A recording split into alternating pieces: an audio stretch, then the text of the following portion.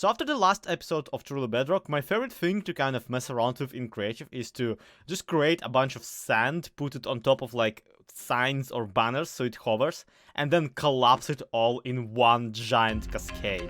I mean, check this one out.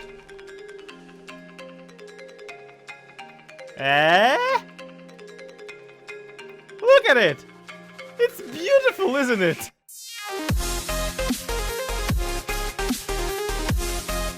What is up, the world of the living? My name is LyXP and welcome to Truly Bedrock. I am functionally 12. On all levels except physical. I'm apparently a 3rd grader. Because this here is a chicken butt, as I like to call him. I love this little fella. I might want to try and implement it somewhere around Silence Base. Now that I already have this giant sand wall on the Foxy's side. And if you're wondering why Silent, well, for one, my friends, he's the most subscribed person on the server. So if I chicken butt bomb his base, then I chicken butt bomb the most people, like the biggest amount at once. And for two, well, let me get to the actual server and I'll show you exactly why. Check this one out. This is Silence area, right? And then we take just one firework rocket over around in this general direction. Okay, maybe two. Possibly three, I don't actually remember. And my zone, my area is slowly popping into the thing. It's really weird. We don't really have anyone else on the server, but server is sure struggling to show me my beautiful, beautiful base. And it really got more beautiful since we last were here, but we're not talking about that. My thing is that basically this part of the server is super well developed and super interesting. From my base to Foxy's to Slack's to Tizztom is basically one continuous build area, making this kind of a lot of custom terrain, a lot of custom builds, a lot of very interesting stuff happening at once. And then at my base it actually stops and it does not continue until Silence 1, which basically allows me to potentially connect my area from here to there. And then Silence Base is basically at the community area already. So we have a chance here to string together 1/4 of the original ring of bases. And that's just beautiful, and that's something I absolutely want. But before we can do that, clearly we need to finish our own projects, our own area in here, make it more lived in, make it feel more elaborate, and that's what I've been doing behind the scenes between the videos in my own free time. Basically, this has been my coping mechanism with all the overworking I've been doing, and instead, every time I got free time, I would log in onto the Truly Bedrock and I would just walk around, putting together more and more detail about this area. So, check this one out. We have this back alley finally finished. To the person who said just put banners on a string, that doesn't happen. That is not a thing you can do. Like, if you have string, right, and if you have banners, you'd think that you will be able to, but nope. I am right clicking with all of my right click, just there. I am right clicking the hardest I can right click, and it does nothing. So I'm sorry, that just won't happen. But what we can really do is we can probably do a little sneaky and put a banner on a white panel like this, which will be more sneaky than whatever we have here. And also the actual panel will serve as some sort of a, you know, little suspender, little the clicky, the little thing that you put on your nose to make your voice go this way. That kind of thing. I have no idea what they're called. I'm sorry. For now, though, I'm hanging some banners to dry, and in the meantime, ignoring that one little detail, the only detail I put so far, I have already finished the actual walking areas, like all the pathways leading through the area are done.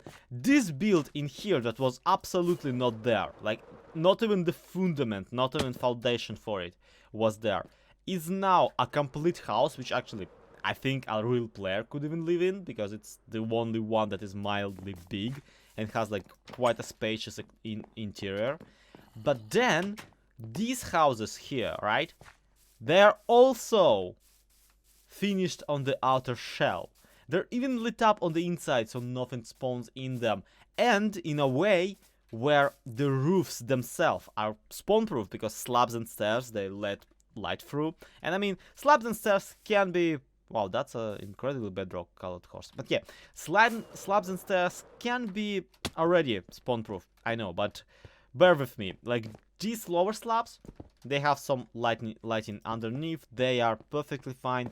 This entire area glows at night, more or less, but let's not think about it. Point being, all the roofs, all the walls, everything is put together, and in the process of putting it together, remember how I said that all of the houses will be like separate houses, but just put together into a giant conglomeration where the inner area between them serves as a little bit of a private area for the citizens? Well, instead, I basically merged them one into a single abomination house. So if you hug a wall and keep walking, you will walk around the entire district eventually. And that's pretty cool. That's pretty interesting. This house is this house and this house is just two separate houses. And that, I feel, is absolutely amazing. Let's give it one last look from the top. Look at those rooftops. Look at them. They're beautiful and they're amazing, and I'm so proud of what we have accomplished here together. It is absolutely glorious and great. Until you open the door and like realize that on the inside, not the best real estate to live in. You know, just saying. Which, mind you, no one's gonna be actually living in them. Except for some villagers. Okay, quick, before Tizztom breaks, breaks the night cycle. Where are the other guys? The ones I don't actually want here. Okay, you... Oops, that, not exactly. The golems are gonna kill me. And, you. Both of you, get out. I'm evicting you forever. You were not invited here, and whatever partying you've done with the librarians is now over. Please vacate the premises. I have prepared a cozy and very nice cottage for you in that general direction. So go occupy it. And yeah, I could absolutely go there and actually place all of the beds for the guys. But truth be told, the server is taking its sweet time renewing the things around it, around the villager stuff. So yeah, that's not happening anytime soon. And it's an entirely unreliable mechanic, which, I mean, I guess I could still go for. There we go, and there we go. And I'm hoping that these two other guys will eventually find their ways here. Especially since one of them, I'm pretty sure, is a fisherman. And that fisherman is absolutely, definitely tied to this barrel down here. And the other guy must be a shepherd, so that would be the person tied to this loom in this back alley. Okay. Hope one day they will find their way home, and in the meantime, we have ourselves a market area to put together. That was the second thing that I was planning to do, and it will be somewhere around here, behind the giant portal, in a circle approximately scalable to this thing. So, yeah. Never really was a fan of markets myself. Guess it's a little bit of a chance for a redemption arc or whatever. Okay, so before we do anything, we need to plan it, and because we're planning something, obviously we're again in the creative copy, and are very outdated now, because the lake is still there, and most of the town isn't. But hey, at the very least, approximate plan of this area is still here, and like, look how much less impressive it is than the thing that we ended up with. That's why I love sketching things in creative separately and not actually following them up like block to block, by block in survival, because first and foremost that's really boring, and second, it kinda is like you are reimagining your original plan. So 9 times out of 10 for me personally, it just comes out better. But whatever. What is still interesting to us is this area here, and that is where the market is gonna be. And I gave it a little bit of a thought and realized that there are 3 main type of shops I want in the market. First one is the most not the most popular, but the most kind of the most stable vendors, the people who are actually living in the town, and the people who are actually selling stuff around here, just because this is the kind of industrial area, this is where people come to buy stuff anyway. So those people will have full-on shops set up on either side of the road on the approach to the market. So we will have actual shops, and I should probably be losing, you know what, let's use lapis for it, because we decided that market is blue, because clearly market is blue. Like, you can obviously tell as to why. So I'll be using lapis to signify that, okay, we will have several full-on shops with builds, with billboards, with everything just standing on this side. And these ones I actually do want to still have in my with full-on interiors, not like the just outer shells.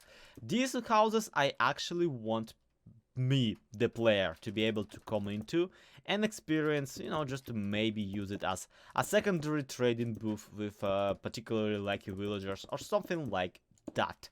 So we might have a cafe in here, we might have a couple of permanent traders, that kind of stuff. The more or less border for that kind of stuff is gonna be here. So there's gonna be an approximate border where the permanent shops are on one side, then there's a clearance in the middle, and then on the other side there are the temporary stalls. The shopping stalls, the shopping booths that are prepared by people living somewhere outside the city, living off of the land. Basically, people who are selling produce and fresh produce that they produced somewhere.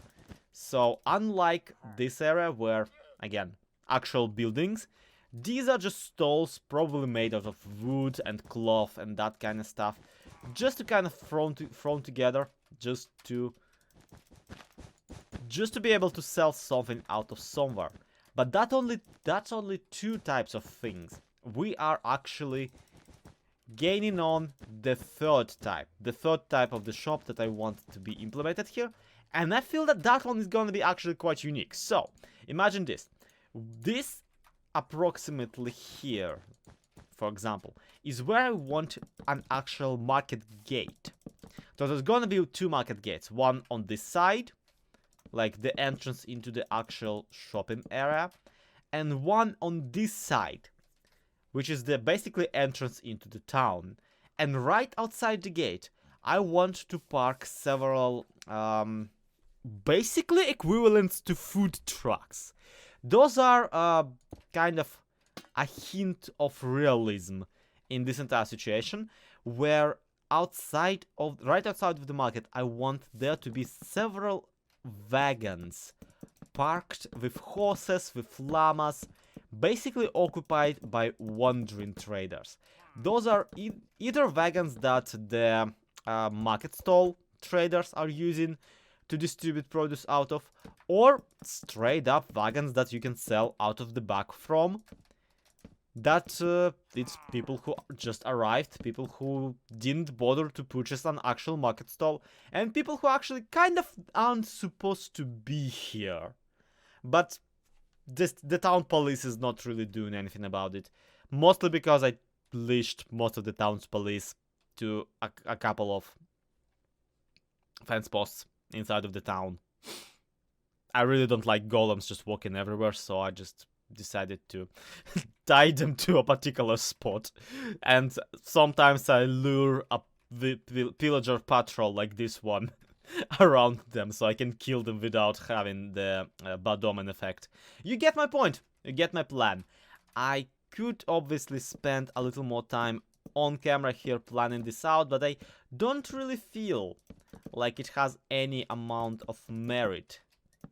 But I really have this idea. And I really want this feeling of these people right outside the border of the town, the border of the market, basically just having a camp out. I really want to try and make this lived in, and that's gonna be a little bit like task and a half, considering how sterile and mildly disgusting most of the Moonfall actually is. So, before we go any further, I would like to just point out that I am but a human soul, okay? I'm but a person. There's only limited amount of willpower left in me, okay? And I cannot exactly resist that much.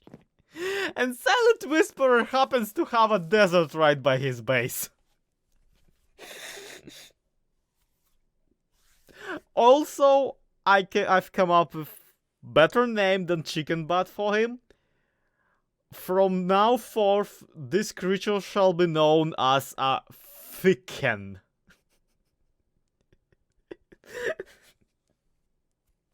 Okay, this is actually like there is actual plan behind this.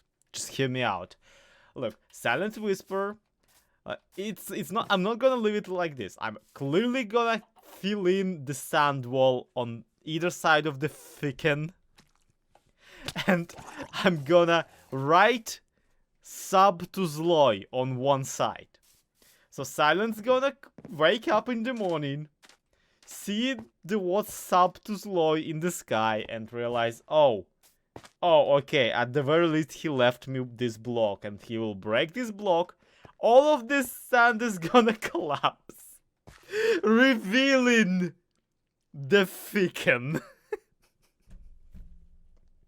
It's gonna be great, okay? It's gonna be great. I promise I'll stop pranking Silent perpetually, because right now he already has the entire blown up birch monster, and he still has the direct desert that I left. I did bother to remove the red hat from the super wither on top of his base, so I at least am merciful. Look guys, I promise, I will not bother him for like a month after this, but this one, just let me have it. Just let me have it, okay? So this doesn't look shady, right? Like, you wake up, you see this, you don't think that there's gonna be anything else to it, you just go, oh, Zloy left me one of those self-cleaning pranks, I guess. Right? You'll just break the block and let it clean up after itself, right? I'm really hoping he does. I really hope that he doesn't have the time to suspect anything. But yeah, that's done. And I might be having a tiny bit too much fun with the entire spoiler wall concept. Never mind. Back to work. And please forgive me for doing this entire detour. I just really hate markets. Like in real life, absolutely hate them. I am just generally afraid of crowds. I just don't like them, okay? And it's looking pretty spiffy already. Most of all thanks to the pavement that I introduced. Like, I mean, look at this. This is basically half an inventory of just random blocks being put in the ground. And it actually looks pretty good, which is the most surprising thing about this entire project. So, first I planned out that the actual... What is this? I'm sorry. Hold this thought for... What? Foxy. Oh my god, he's even still online. Why is it a Cyclops? What? Okay, several things instantly jump to my mind. Ah! Land on the stupid wall. There we go. Several things are instantly jumping to my mind. And I don't know where to start. For one, Zloy is my favorite Disney princess is like the opposite of an insult.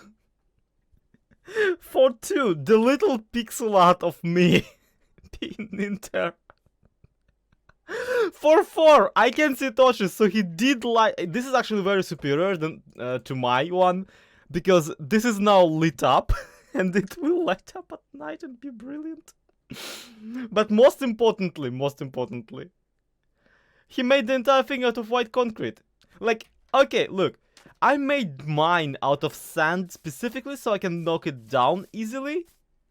He made his one out of white concrete, seemingly for the same reason, because it's gravity block and he will have easier time removing it, but at the same time, he bothered to make it into white concrete, guys. He gathered so much. This has to be like several shulker boxes full of it.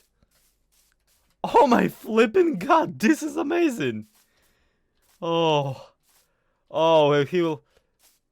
Guys, I know how to make it worse. If we now continue our wall all the way up, he'll have to make his one higher. Which means that he will have to get even more white concrete to get rid of. That is amazing. I'm not even mad. This is brilliant. I'm glad that I am his favorite Disney princess. I've beaten flippin' Mulan, and that's quite a bit. That's quite a claim here. I think I can just like fire back by making my wall even taller. And just writing Zloy is your favorite Disney princess on it. Just to remind him. Still, yeah, the marketplace. I'm sorry, I don't think I'm beating this. This broke me entirely. But hey, look, at the very least the marketplace kind of works. Because we got Mr. Barbecue wandering and trading all over here. Anyway, back to the actual episode as soon as I calm down. Okay, three types of the... Oh my god. 3 types of the stores I wanted for this marketplace is... Dark oak plots are where I think... Just jump. Just fly. There we go. Dark oak floors are where I think I will place the general stores. Which is like the stores I want to be occupied by the people who already live in here. And who already are kind of, you know, local masters and that kind of stuff. So by that logic, they cannot really sell anything, anything that has been farmed. I'm pretty sure they should be selling just tools and produce from the farm. So not actual produce, but like actual products that are produced by the blacksmiths and the Fletchers and the librarians. So books, tools, and all the things that I'm making around here. Meanwhile, yeah, these will be pretty permanent, so they will be made with like bricks and logs and sandstone and stone variants. Then we have the little market stalls, which will be mostly tiny bit bigger and tiny bit more elaborate than this one. This one I just really wanted to try and put together. These ones will be selling clearly produce brought from the farms, things that we're not making around here in our area, but that would make sense to be imported. The trick though is that the traders who would be in these carts, in these market stalls, supposedly would be coming from like a long ways ago, and also would have to rent these, which brings us to the third type of the material, not the material, but the third type of the market area places where you can buy stuff. And that is the back of the cart. Right here, I've built quite a sizable cart of hay bales, and that is supposedly the cart that the hay bale merchant from there came on. But what I really want is I want to have this little mildly illegal operation going on in the back of the market, where you can buy stuff on the inside from the traders who actually did pay for their market stalls, or you can go outside of the market and low-key buy stuff from the back of the cart from other traders that were not actually allowed to be on the marketplace, but are still hanging out, kind of selling their mildly illegal goods. And most of the carts I want to stand here, I want to be also still filled with like produce, same produce as from the inside, and some I want to be legitimately like shady stuff, like I don't know, rotten flesh, maybe just gold of questionable variety, but like mildly expensive things that you wouldn't think that these people would have access to, all that kind of stuff. And altogether, I feel that will make this feel much more lived in and much more presentable, which is ultimately the final goal. I'm really proud of these walkways that I added, and that's why, because they make the entire thing look much more presentable and much more lived in. And that's where we kind of hit a little bit of a dilemma. Were this a single player world, I would not hesitate to put actual villagers behind the market stalls, behind the bar, so they actually are trading stuff and actually are selling things. But the problem here is that FoxyNoTail also has villagers in his area, and I have villagers in mine. And because we're playing on a server, there are several issues with the servers right now where the villagers will have trouble linking into the right composters, to the right workstations, and to the right beds. So I just don't want to try and upset that intricate balance, which is why I think I will be going for different type of store keeps, for different type of mobs to be behind the markets around here, trading things. And that would probably be witches, or maybe even just straight up animals, like a llama sitting here selling hay bales while nomming on a couple of them. I think that will still work out, because this is Minecraft, and Minecraft is weird, and sometimes you just meet a sentient llama who sells you things. But on the other hand, I hate that, like, I have to account for this kind of thing. But it's worth it, because I really don't want all of my librarians to desync from their actual lecterns. And that's really what we're playing around. Not even Foxy's base, my own villagers, who already are a little bit of a mess with what beds and what everything they're aligned to. Anyway, that all is something for me to do off camera between the videos, between the days of the upload. That's why this series is so sparse, by the way, is because I do a lot of grinding off camera. And also, I don't think I will be topping that anytime soon. I need to go grab a lot of sand and flip this entire contest around on Foxy. And I only can imagine what horrible chaos is gonna ensue once we reach the build limit. But that's gonna be it for today. So thank you everybody so much for watching. This has been your favorite Disney Princess LoyXP. To be continued. Have a good one. Bye bye.